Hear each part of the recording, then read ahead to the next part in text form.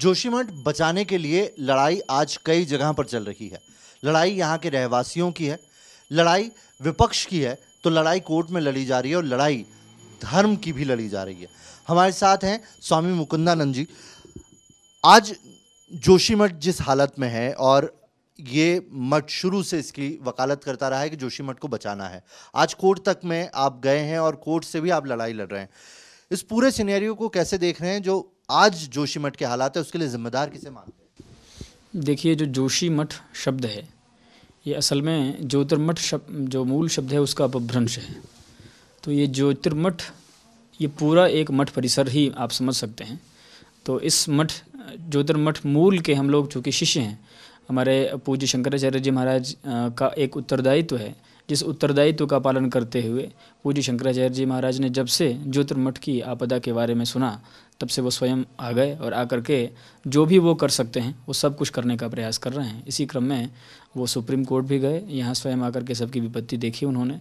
देख करके जैसे गौ के लिए जो कर सकते थे वो उन्होंने करने के लिए हम लोगों को कहा है, हम लोग उसके लिए कार्य कर रहे हैं। शुरुआत में भोजन के लिए भी हम लोगों ने जहाँ जहाँ राज शिविर में लोग पहुँच गए थे, भोजन आदि की व्यवस्था करने के लिए भी हम लोगों ने कहा है। फिलहाल ये तो एक इस समय की स्थिति है। जहाँ तक आप कहते हैं कि दोषी कौन है इस स्थिति पर लाने के लिए, तो दोषी यदि हम कहना चाहें तो एक वाक्य में ये कह सकते हैं कि जो ये तथाकथित विकास है ये इस बात का दोषी है।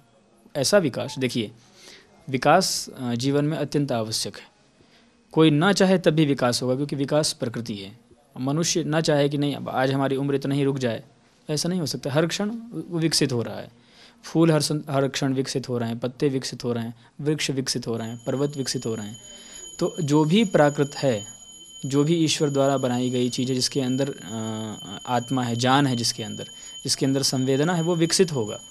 तो एक विकास वो है। दूसरा विकास आज का हमारा विकास है, जिसमें हम बड़ी बड़ी सड़कें बनाते हैं, बड़ी बड़ी सुरंगें बनाते हैं, और सुरंग बना करके जो प्राकृतिक धारा बह रही है नदियों की, उस धारा को मोड़ के उन सुरंगों में डाल करके बिजली पैदा करते हैं।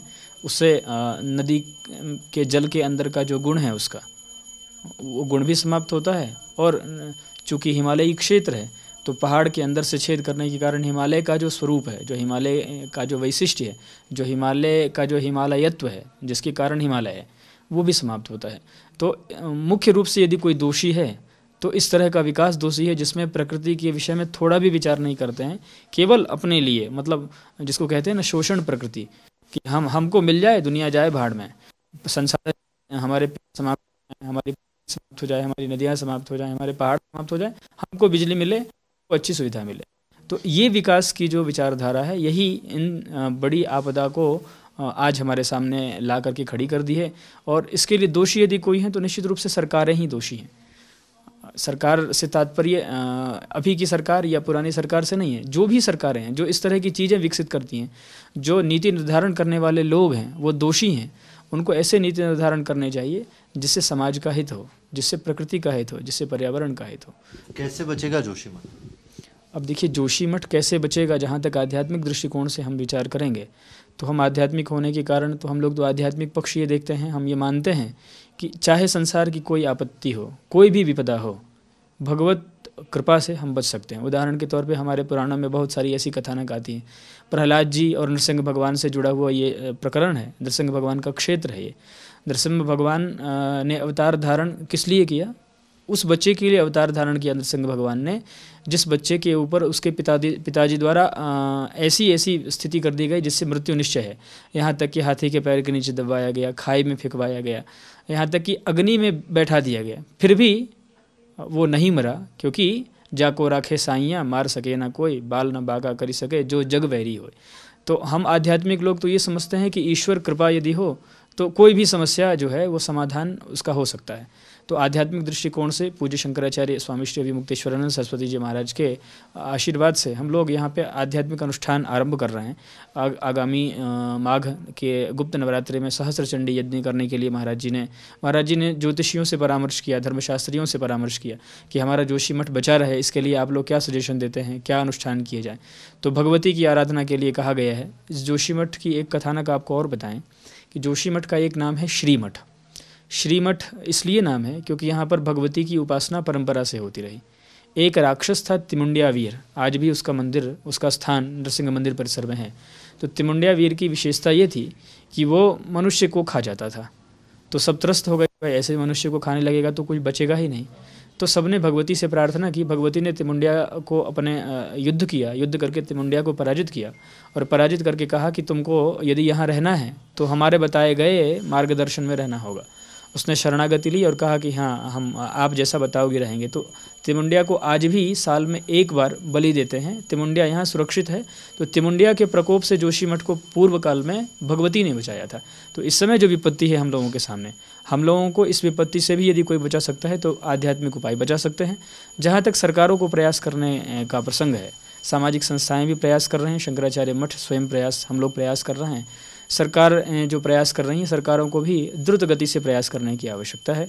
ये तो समझिए आप कि यदि ईश्वर की कृपा ना होती तो जोशीमठ की जो आज आपदा को हम लोग अनुमान लगा रहे हैं कि ऐसा होने वाला है, वो तो अब तक हो चुका होता। क्योंकि जिस तरह से मकान धंसे हैं ऊपर, चाहे आप सकलानी जी के परिवार में चले जाइए, चाहे इधर सिंघधार में माउंट व्यू या मलारी इन होटल के पास देख लीजिए, या आप नीचे चले जाइए मारवाड़ी में या सिंघधार में चले जाइए, स्थिति देख करके आप ये कहेंगे कि यदि बारिश हो गई होती 4 दिन पहले तो ये सब नहीं बचता, सब समाप्त हो गया होता। ये तो प्रकृति और नरसिंह भगवान की इच्छा है, जिसके कारण प्रकृति हमारे अनुकूल है, जिसके कारण हम बचे हैं। तो तत्काल स्थानांतरण की आवश्यकता है। जो उन परिवारों में रह रहे लोग हैं तो वो सब कार्य प्रशासन कर रहा है, शीघ्रता से कर रहा है, क्योंकि एक एक व्यक्ति के, एक एक पशु के, सबके जान माल की अमूल्य है। मतलब हजारों करोड़ रुपए खर्च करके भी एक व्यक्ति की जान को वापस नहीं लाया जा सकता है, उसको वापस हम नहीं कर सकते हैं। तो प्राथमिकता इस बात की दी जानी चाहिए। और सरकारें मुख्य रूप से जो उनकी सक्रियता है वो अच्छी सक्रियता है, इसी तरह से सक्रिय होकर के कार्य करनी चाहिए। गड़बड़ी केवल इतनी हुई कि जिस तरह की संवेदनाएं इस समय दिखाई गई, जिस तरह की द्रुत गति से कार्य इस समय हो रहा है, इस तरह की द्रुत गति से ये एक दिन की समस्या नहीं है। वैसे तो 10 वर्ष पहले जब से टनल का काम शुरू हुआ तब से समस्या शुरू हुई, और मोटा मोटी देखा जाए तो पिछले 12 महीने से ये समस्या हो रही है। ऊपर के परिवारों में दरारें आई, 3 महीने से बहुत अधिक हो गई, 1 महीने से तो और अधिक हो गई, अभी इधर बीच कुछ ज़्यादा हो गई जब सबको पता चला। तो संवेदनशील यदि हमारे जिम्मेदार लोग हों, किसी एक के यहाँ समस्या हो और पूरे उस समस्या के निदान के लिए प्रयास उसी समय यदि आरंभ हो जाता तो समस्या ना होती। पूर्व काल के राज्य में और आज के राज्य का अंतर देखिए। एक छोटा सा उदाहरण है कि भगवान श्री रामचंद्र जी का जो राज्य था उसमें कहते हैं किसी को कोई समस्या नहीं थी।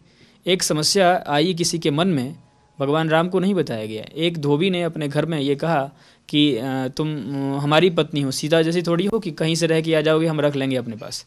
ये धोबी ने अपने घर में कहा था, भगवान से आकर के नहीं कहा, रामचंद्र जी से।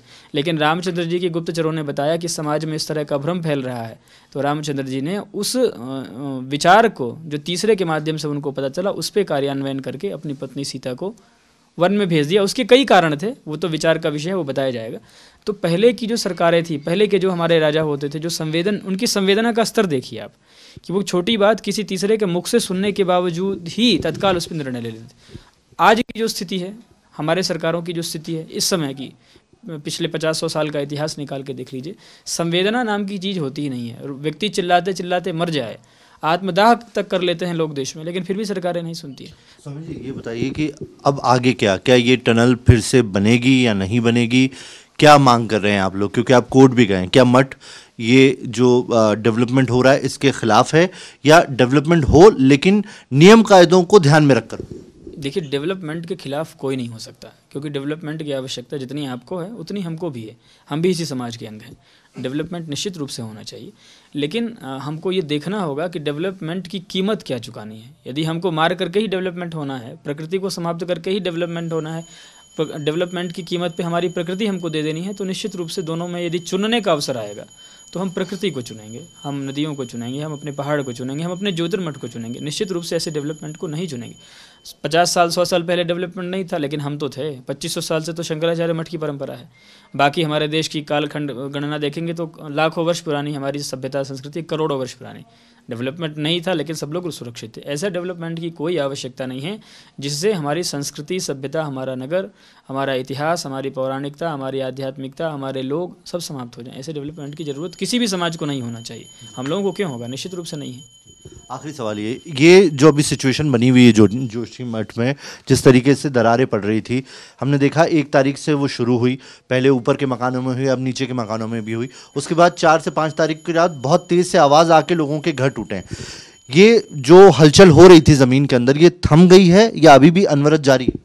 अब 3 तारीख के बाद से ऐसी बातें तो सुनाई नहीं पड़ रही हैं। 3 तारीख को एक बड़ा ब्लास्ट हुआ था, जैसा लोग बता रहे हैं। उसके बाद काफ़ी मकानें जो हैं उनमें दरारें आ गई थी। तो अभी तो सुनने में कुछ ऐसा नहीं आ रहा है, क्योंकि अभी जो दरारों की स्थिति है वो जिस तेज़ी से बीच में बढ़ रही थी, बहुत तेज़ी से, वो जो गति है उसमें तो कमी आई है 2-3 दिनों से, 3, 4, 5 दिनों से। तो यदि संभावना जो लोग कर रहे हैं कि अंदर जो ब्लास्टिंग की जा रही है जिसके कारण ये परिणाम है और ब्लास्टिंग बंद करने से सब शांति है, तो निश्चित रूप से उसको रोकना चाहिए, क्योंकि व्यक्ति की जान सबसे महत्वपूर्ण है। ये सवाल मैंने इसलिए भी किया क्योंकि कई लोग राहत शिविरों में, उनको एक खौफ सता रहा है कि ऐसा ना हो कि हम जिन राहत शिविरों में हो वहाँ पर भी कुछ हानि हो जाए, दरारें आ जाएँ। ये खौफ तो निश्चित रूप से है। अब जैसे हम और आप यहाँ बैठे हैं ज्योतिर्मठ में, हमारे ये प्लेन तो है नहीं, ये तो पर्वत है। पर्वत की ये विशेषता है कि पर्वत में यदि प्लेन में तो जैसे भूकंप आने की स्थिति होती है तो लोग घरों से बाहर निकल के मैदान में चले जाते हैं। यहाँ का मैदान तो है नहीं। ऊपर यदि कोई समस्या होगी सकलानी जी के परिवार की तरफ, वहाँ पे सुनील में, तो उसका असर, यद्यपि वो ठीक हमारे ऊपर नहीं है, लेकिन उसका असर यहाँ भी आएगा ही। तो पूरे जोशीमठ में जो भी है वो सेफ कैसे होगा? तो इसके लिए सरकार, ये चूँकि बहुत बड़ी चीज़ें हैं, सामान्य बहुत बड़ा डिजास्टर होने की संभावना है, मतलब क्या होगा भगवान ही जाने क्या होगा। तो सबसे पहले व्यक्ति के जान की कीमत को समझते हुए उनको सबको सुरक्षित स्थान पर रखने की कोशिश की जानी चाहिए, जो कि सरकारें कर रही हैं, और तेज़ी से करें ताकि कोई समस्या ना हो। मैंने आपसे बात करने के लिए बहुत बहुत शुक्रिया स्वामी जी। तो स्वामी जिसे हमने बात की, उन्होंने सीधे तौर पर ये कहा है कि मठ चाहता है कि जोशीमठ बचे, और जोशीमठ अगर आज बचा हुआ है तो उसके लिए बड़ी ये बात है कि अगर इन 4 दिनों में जब से दरारें आई, अगर बारिश हुई होती तो ये त्रासदी बहुत बड़ी हो सकती थी। विकास चाहिए, लेकिन विकास अगर वो प्रकृति को खिलवाड़ करके विकास आ रहा है तो ऐसे विकास से सभी को किनारा कर लेना चाहिए। NMF के लिए